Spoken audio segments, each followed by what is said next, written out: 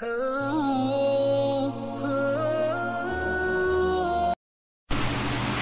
دنیا کے احوال کے اعتبار سے ایسی محنتیں مختلف ہوتی ہیں۔ میرے بھائیوں، مسلمانوں میں 60% مرد اور عورتیں اللہ کے دین پر عمل کر رہے ہیں، تو تبلیغی جماعت میں نکلنے کی کوئی ضرورت نہیں۔ لیکن جہاں 20% لوگ دین پر عمل، نماز پڑھنے والے نہ ہوں، کلمہ جاننے والے نہ ہوں، بڑے ہو گئے ہیں، مرد ہیں، عورتیں ہیں، بڑے ہو گئے ہیں، دین جانتے ہی نہیں، نماز ہی نہیں جانتے، کلمہ ہی نہیں جانتے، تو وہاں تبلیغ میں نکلنا پڑے گا۔ اور یہ مسلمان جو دین سے بے خبر ہیں، ان کو دین سے آشنا کرنا پڑے گا۔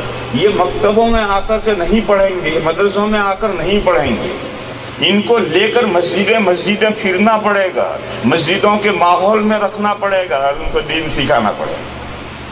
تو اب دیکھو، دین کی محنت مسلمانوں پر بھی کرنی ہے۔ کب؟ جب مسلمان دین نہ جانتے، بڑے ہو گئے ہیں، مکتب میں مدرسے میں نہیں آ سکتے ہیں، تو ان کو تبلیغ کی محنتیں کرنی پڑیں گی۔ نہیں کرو گے تو یہ 80% جو مسلمان ہیں وہ بیچارے اسی طرح سے زندگی گزار کر مر جائیں گے، اللہ کے یہاں چلے جائیں گے۔ اسی طرح سے میرے بھائیوں، ایک ملک ہے وہاں سب مسلمان ہیں، کوئی غیر مسلم ہے ہی نہیں، تو وہاں غیروں میں دعوت کا کام کرنا ضروری نہیں ہے۔ لیکن جس ملک میں غیر ہیں اور میجورٹی میں ہیں، تو وہاں دین کی محنت ان پر بھی کرنی ہے، کیونکہ یہ جو غیر مسلم ہے یہ بھی حضور کے امتی ہے۔ حضور کی امتیں دو ہیں، ایک امت اجابہ ہے، ایک امت دعویٰ ہے۔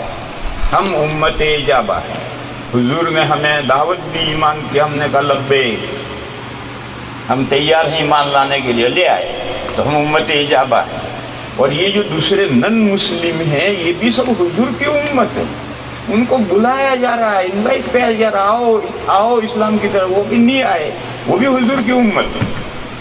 بھائی جب وہ حضور کی امت ہے تو اس امت پر محنت نہیں کرنی؟